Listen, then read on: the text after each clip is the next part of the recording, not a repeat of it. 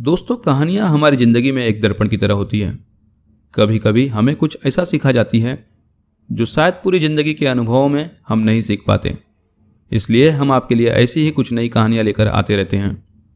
इन कहानियों के माध्यम से आप शायद इंस्पायर होने के साथ साथ कुछ अच्छा सीख सकते हैं। आज की यह हमारी कहानी विद्यार्थी जीवन के लिए है। मैं आशा करता हूं कि आपको इस कहानी से बहुत कुछ सीखने मिलेगा। इस कहानी का शीर्षक है ईमानदारी का हिसाब, जो लेखक अमनदीप सिंह द्वारा लिखी गई है। दोस्तों, अगर आप भी अपनी किसी कहानी को हमारे चैनल कथा संजीवनी के माध्यम से लोगों तक पहुंचाना चाहते हैं तो आप हमें ईमेल के जरिए अपनी कहानी भेज सकते हैं। तो अब चलते हैं ईमानदारी के इस किस्से की तरफ। दोस्तों, मैं थोड़ा जिद्दी किस्म का इंसान हूं और इसी जिद की वजह से बचपन में मुझे बहुत मार पड़ी है। लगभग मुझसे घर के सारे लोग परेशान रहते थे। माँ तो इसी जिद की वजह से हर दूसरे दिन झाड़ू से मारती या फिर कभी कभी कुछ दिनों तक बात भी नहीं करती। इसलिए मैं भी थोड़ा चिड़चिड़ा सा रहता था। लेकिन इन सब रंजिशों के बीच एक शख्स चुपचाप मेरे साथ खड़ा रहता था और वो थे मेरे पापा। वो हाथ उठाना तो दूर की बात है, मुझे तो यह भी नहीं याद है कि आखिरी बार पापा ने मुझे ऊंची आवाज में डांट कब लगाई थी। हूबहू मेरी तरह दिखते हैं वो। पापा हमेशा कहते हैं कि मैं जितना उनसे सीखता हूं वो भी उतना ही मुझसे सीखते हैं।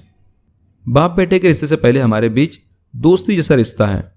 जैसे दोस्त एक दूसरे के बिना कुछ कहे आंखों ही आंखों में एक दूसरे का हाल समझ लेते हैं, बिल्कुल वैसा ही हमारा भी रिश्ता है। पापा मुझसे कभी किसी चीज़ के लिए मना नहीं करते। जब मैं उनसे कहीं भी जाने को कहता या फिर कुछ करने को पूछता हूं तो वह सिर्फ एक ही बात बोलते हैं कि बेटा, अगर तुम्हें यह गलत नहीं लग रहा है तो तुम करो। यह सब सुनने के बाद मुझे न जाने कैसे खुद ब खुद सही और गलत इसका अंतर समझ में आ जाता है। यह बात उस समय की है जब मैं 5th क्लास में पढ़ता था। ठीक 1 तारीख को पापा की तनख्वाह आती और महीने के पहले रविवार की शाम पापा और मैं महीने भर का राशन लेने के लिए एक साथ जाते थे। मुझे आज भी याद है, एक पुरानी सी साइकिल के हैंडल पर 2 थैले बांधकर हम महीने भर की खुशियां घर लेकर आते। एक बार उस रोज हम राशन लेकर घर वापस आ रहे थे तो पापा की नज़र अचानक थैले के ऊपर रखी हुई एक विम बार की बड़ी टिकिया पर पड़ी।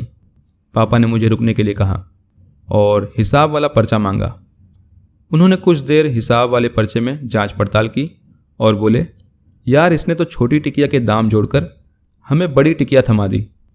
चलो कोई बात नहीं, तुम यहाँ कुछ देर मेरा इंतजार करो, मैं इसे अभी बदलवा कर वापस आता हूँ। इतने पर मैं फट से बोल पड़ा, पापा यह क्या कर रहे हो?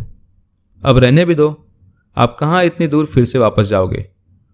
तो पापा एक पल को रुके, जरा सा मुस्कुराए और उस विम बार की टिकिया को हाथ में लेकर बोले, बेटा, यह तो मुझे गलत लग रहा है तो मैं ये बिल्कुल भी नहीं करूँगा।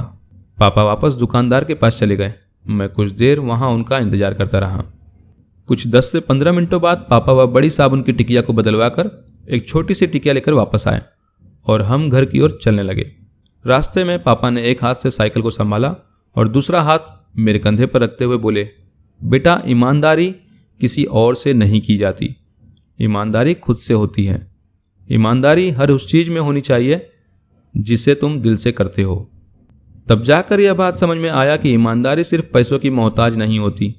उस दिन से बस्ता उठाए हर दिन इसी उम्मीद में घर से निकलता हूँ कि अगर किसी दिन जिद छोड़ देता हूँ या जिंदगी में किसी मोड़ पर पहुँचकर थक हार कर बैठ भी जाता हूँ तो इस बात की राहत हमेशा रहेगी कि बड़ी ईमानदारी से सपने देखे थे और उतनी ही ईमानदारी से उन्हें पूरा करने की कोशिश भी की थी।